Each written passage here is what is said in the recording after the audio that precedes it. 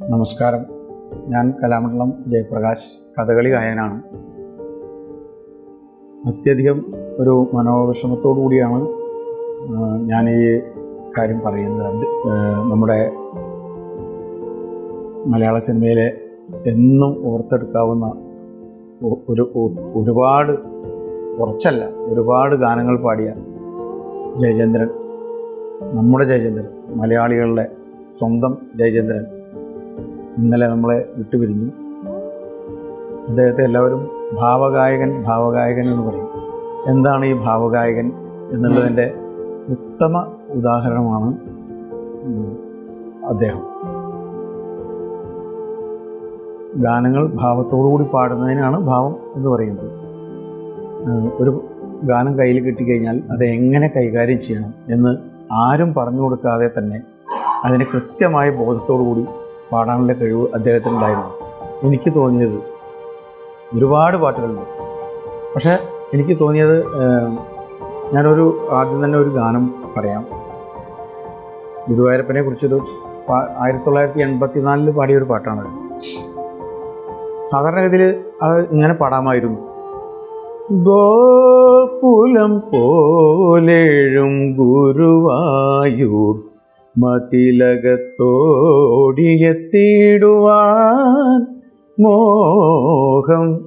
ഇതാണ് അതിൻ്റെ പാട്ടിൻ്റെ യഥാർത്ഥ രൂപം. പക്ഷെ അദ്ദേഹം അത് പാടിയപ്പോൾ ഗോകുലം പോലെഴും ഗുരുവായൂർ മതിലകത്തോടിയെത്തിടുവാൻ മോഹം,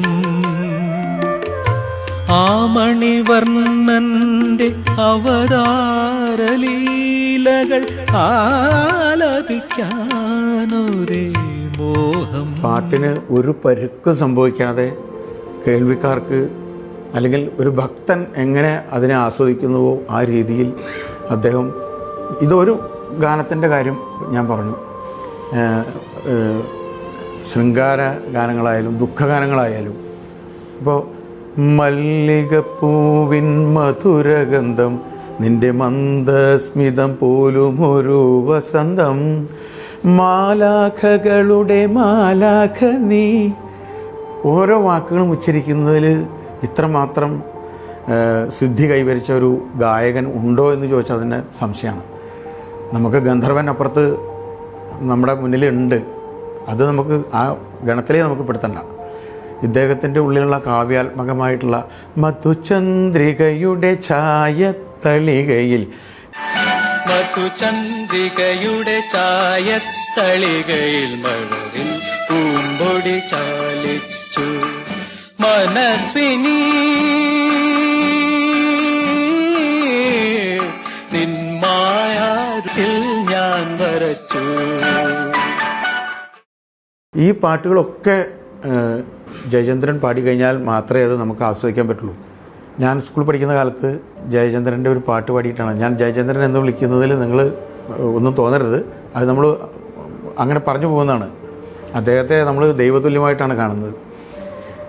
അദ്ദേഹത്തിൻ്റെ ഒരു ഗാനം ഞാൻ 1983 എൻ്റെ 10ാം ക്ലാസ് സമയത്ത് ഞാൻ പാടിയിട്ട് എനിക്കതിൽ ഫസ്റ്റ് കിട്ടിയിട്ടുണ്ട്. അന്നൊന്നും ഇത്രയൊന്നും മാധ്യമങ്ങളൊന്നും ഇല്ലല്ലോ.